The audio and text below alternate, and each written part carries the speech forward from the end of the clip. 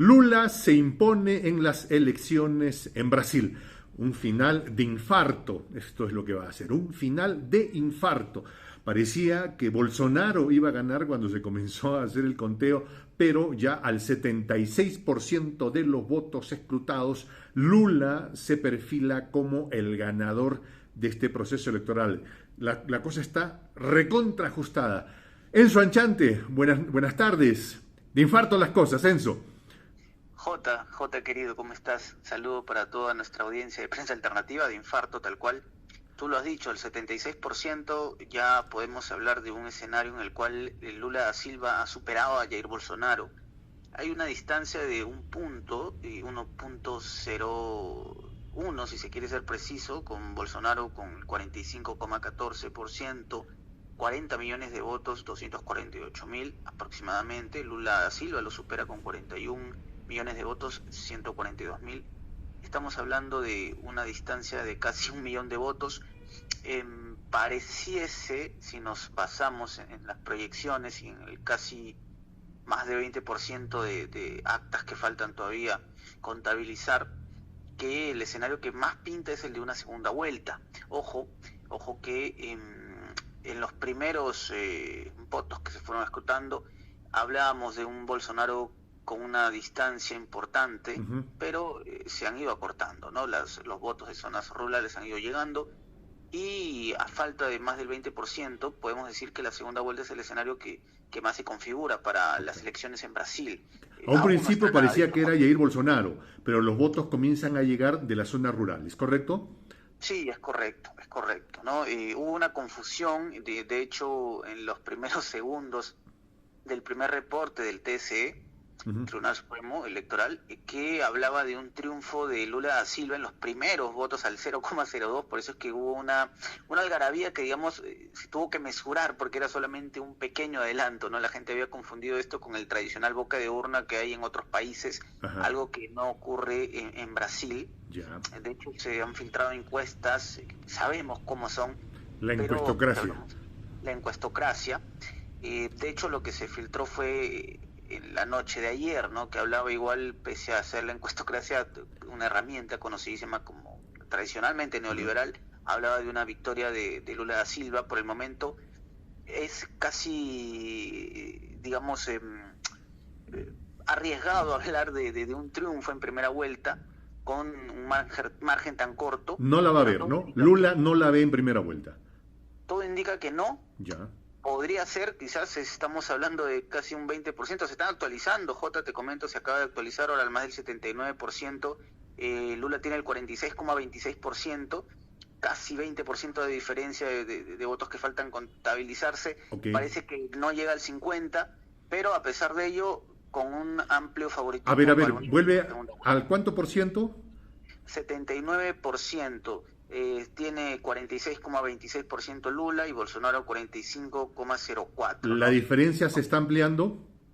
Sí, se amplió la diferencia, por cientos de miles, algo mínimo, ¿no? Estamos hablando de 1.100.000 aproximadamente de diferencia en los votos.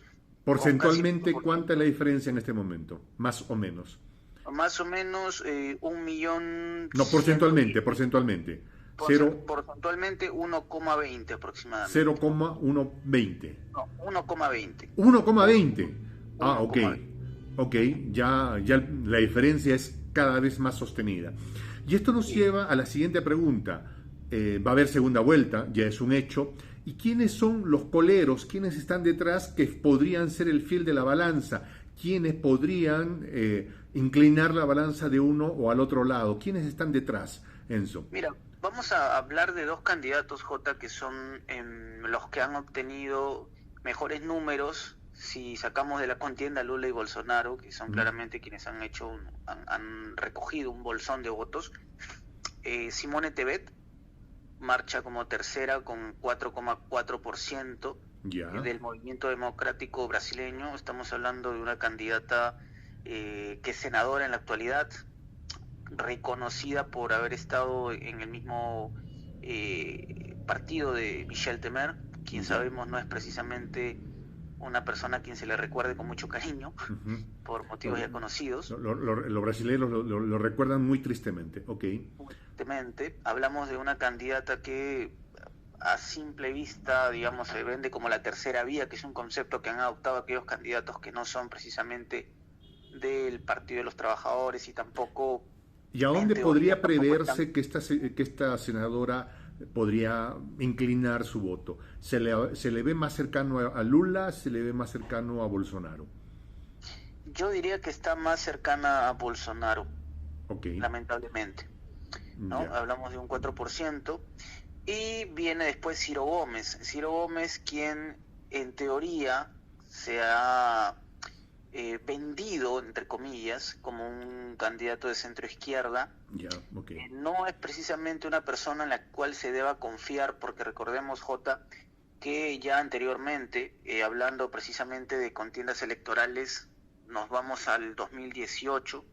Recordarás aquel 2018 en el cual Lula da Silva no pudo postular, evidentemente, motivos que ya por todos las maldades conocemos. del juez Moro. Es correcto, el juez Moro. En aquel momento Fernando Haddad era quien postulaba para el Partido de los Trabajadores, y este personaje, Ciro Gómez, lejos de apoyar la candidatura de Haddad, decidió coger maletas e irse de Brasil, ¿no? El famoso promotor del voto nulo, voto en blanco, si se quiere usar un término, se lavó las manos, no apoyó la candidatura de Haddad y Bolsonaro se impuso en aquel momento. Entonces, para muchos miembros del Partido de los Trabajadores, el acto de Ciro Gómez fue una traición, considerando que él se vendía como un personaje de centro izquierda. De hecho, había sido gobernador de Ceará con el mismo concepto, el mismo, digamos, la misma directiva, para usar una manera de describirlo. Entonces, no sabemos hasta qué punto esta persona apostaría ahora sí por Lula da Silva, considerando que entonces, ya en su momento... Lo que podemos tener en este momento, mi querido Enzo, es gana Lula con un muy estrecho margen. Habrá una segunda vuelta en la que Lula la va a tener difícil por los que están atrás, por los coleros de atrás, ¿sí? Y sale un Bolsonaro inusitadamente fortalecido también, ¿no? Porque se le pensaba con cifras inferiores. ¿Esta podría ser la lectura del momento? Bueno, no hay que adelantarse aún, Jota.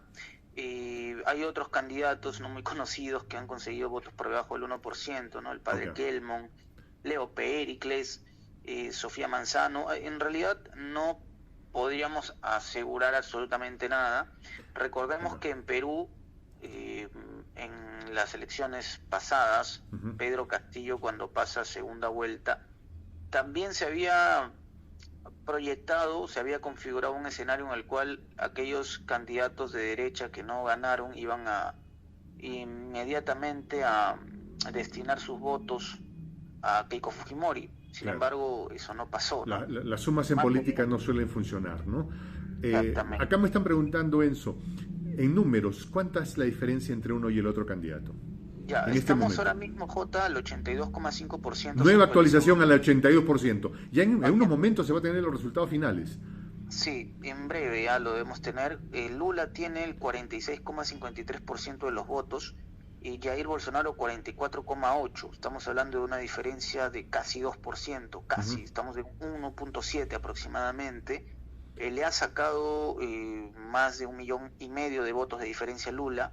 Aún así, a falta de 18%, un poco menos de hecho, da la impresión de que Lula bordearía el 50%, pero no se podría afirmar aún que llegará a un triunfo en primera vuelta.